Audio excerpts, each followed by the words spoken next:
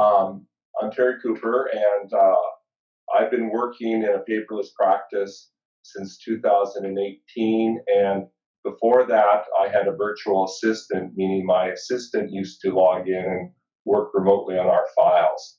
And today, we're not going to talk about how you go about becoming a paperless practice. That could be a whole number of different seminars. But what we're going to talk about right now is some ability to get you set up to work effectively remotely, in light of the fact that many of us have had to adapt our practices and we're no longer going to the office and working on our files there. Now, there's two real ways that you can work remotely. If you don't have a paperless practice, you can take a steamer trunk to your office, load your files up, ship it back home, and carry that back and forth with your dictation on tapes or whatever. The most effective way is to do it in some electronic format, and that's what most people are trying to do. And we're going to talk about how to get that done effectively, cost efficiently. Perhaps you're going to be encouraged to move paperless after you hear this presentation, and we can have discussions about how you can effectively do that later on. And you'll hear from us, because we all have some form of paperless practice. The first step that you have to make, the first step you have to take to work remotely doesn't cost you a dime. It's changing your way of practicing if you're not already practicing in a paperless practice. Because we already receive about 95% of what we get in our office in some digital format. If you're in a paper practice, you're converting that to paper. If you're in a digital practice, you're taking that 5% and you're now converting that to digital. What you have to do if you're not used to working paperless is to think about how you handle paper and get the same sort of structure in place for your electronic documents, so they're not on your phone, partly on your laptop, partly filed in your Outlook, partly who knows where. Because you have to remember that at the end of this, when this crisis slows down and we're able to return to a more normal situation, you have to get all that material that you've been filing everywhere and get it back on your client's file. So you need to just take some time to plan that and to be effective on that. Then you need to set up your office, okay? And I travel with my little Surface. Here, the screen is tiny as heck. This is good for answering emails in an airport.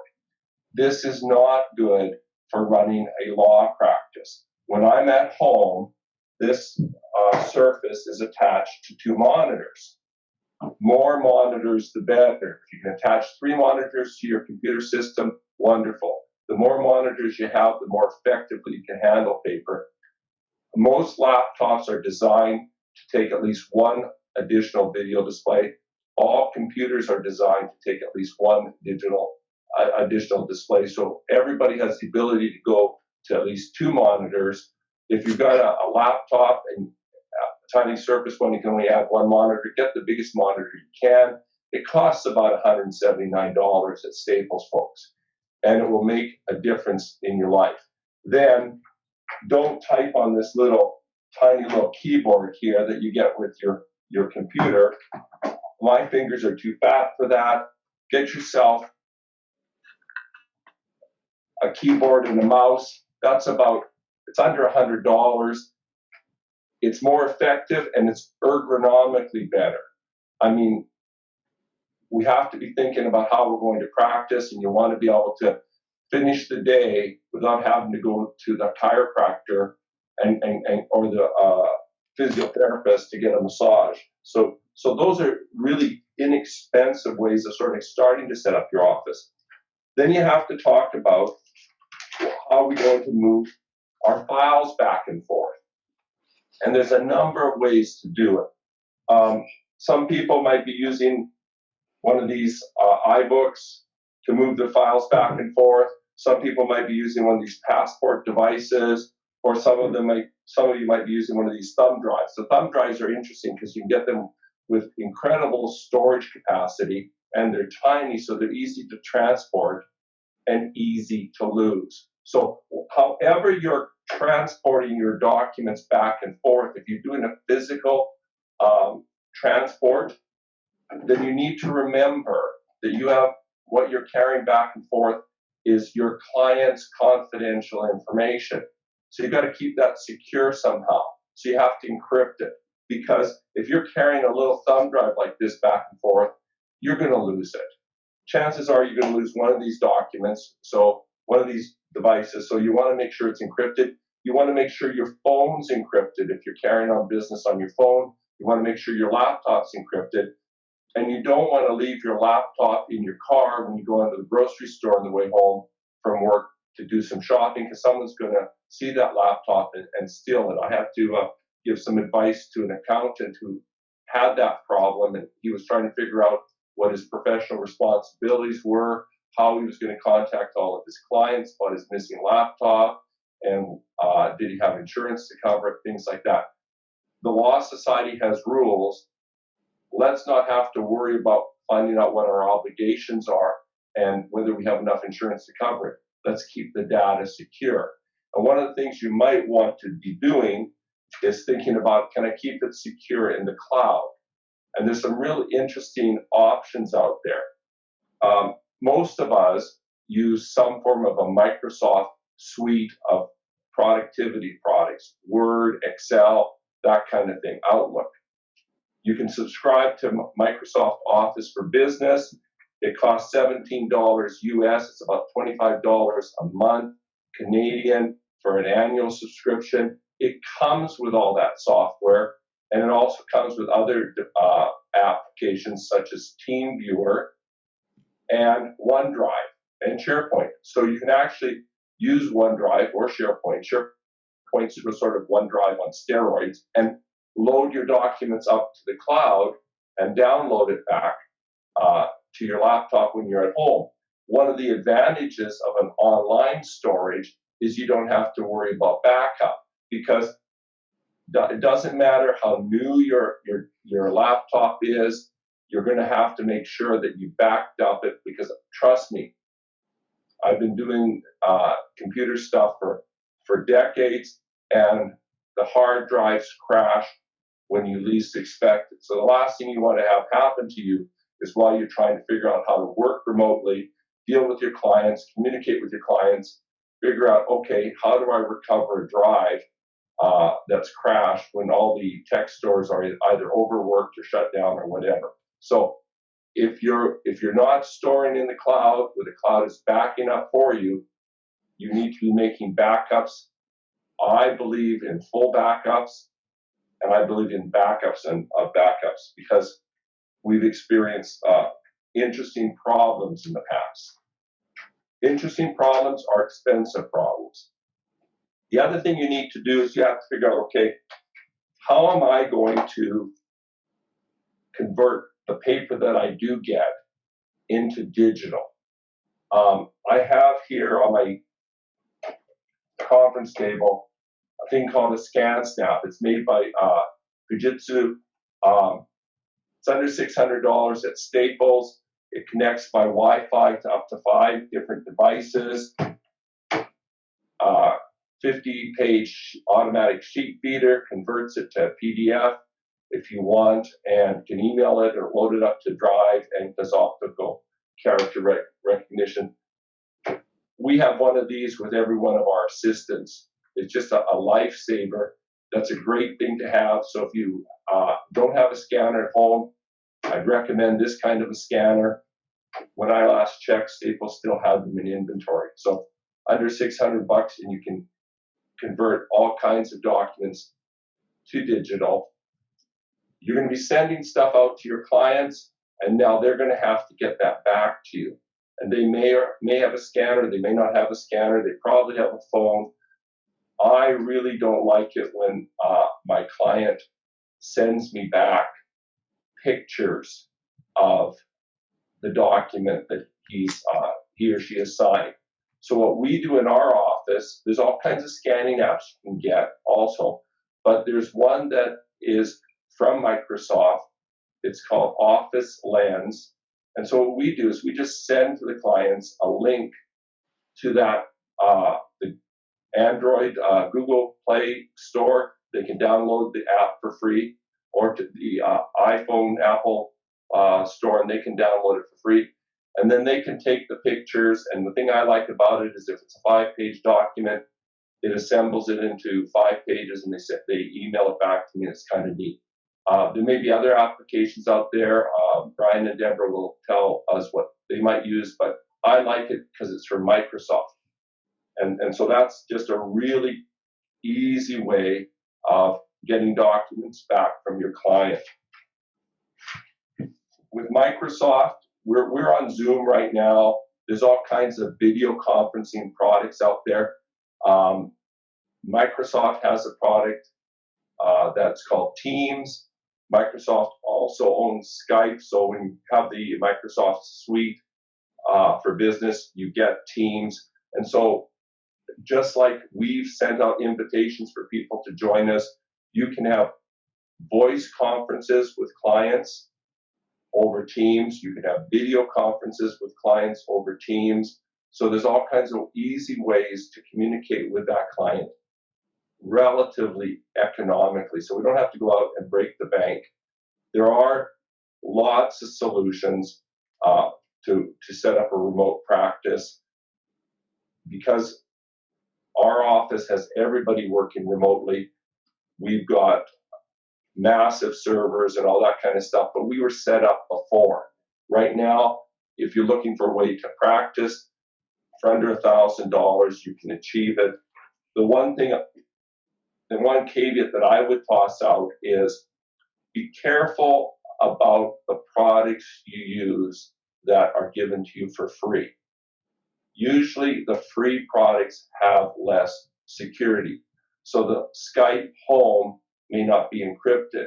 WebEx, the free version, is not encrypted. So you pay a little bit more, you get the package, you get the encryption, you get the security. We have an obligation.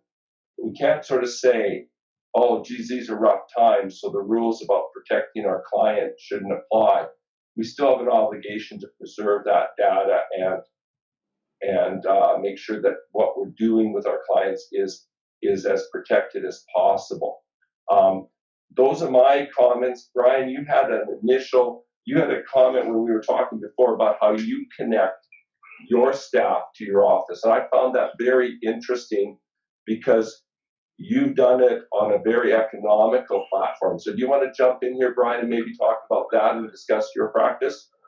Sure, and I agree with your comment that for today's purposes, we're really just talking about how to keep things going rather than becoming paperless on a broader scale.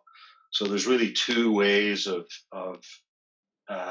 as you said, well, maybe there's three, including the steamer trunk, bringing all of your stuff back home. But there's really two ways of having a remote practice. One is to have it in the cloud, and you'd have the Office 365 and perhaps Dropbox, that sort of thing, where all of your data is in the cloud and you're going to the cloud to pull it back down to wherever you are. The other means of doing it is simply to have your desktop from the office appear on your desktop at home. So you're essentially just having a mirror of whatever you have at the office. And the simplest way of doing that, the way I do it, whether I'm on my laptop anywhere in the world or sitting at home, is I use a product called Splashtop. And I'm just going to share I have 3 screens at home, and again, I would echo the comment about having additional screens. To the extent that you can have a second screen or even a third screen, it makes life much easier. One of the things I've tried to do as well is there was a discussion about having a good keyboard and mouse. I've brought the same keyboard and mouse home, so I have a duplicate basically set up at home as I do at the office. So the look and feel of it is exactly the same. So at the office, I have 3 screens. At home, I have 3 screens with the exact same keyboard and mouse. So for me, when I'm working at home, it feels no different from when I'm working at the office. So right now I'm sharing one of my screens that has the splash top business product displayed. And you'll see there, these are all in US dollars, but they'd have a product. The entry level one allows you to access 2 remote computers. The one I have is the Business Access Pro, which is $100 US a year. And that allows you to access up to 10 computers. And basically the way this works is you open an account, and once you have a base account, you can send an email out with a link to, if you have the same one I have, up to 10 different computers that you can then essentially mirror from your base camp. So if my base camp is home, I send a link to my own email. I open up that email at the office. It then puts its software on the office computer. And then when I'm at home, I can drill through to that office computer, and it simply shows on my home screen the office computer screen. So when I was sitting at home and doing whatever I see on the screen, it's actually doing those actions on the office computer. So long as you have whatever material you normally work on in your office systems. So we're talking about electronic stuff. So 95% of what you ordinarily receive is you can work on while you're at home, so long as you have that on your office computer. Similarly, for my 2 assistants, all I did was I gave each of them access to their own computers at the office. So both my assistants brought in their Macintosh laptops, and I think it was about $18, perhaps $20 US to again get the link to their office computer available on their laptops. And it took all of maybe 4 or 5 minutes to set that up. And then they are now able at home to drill through to their office computer only. And their office computer will appear on their laptop.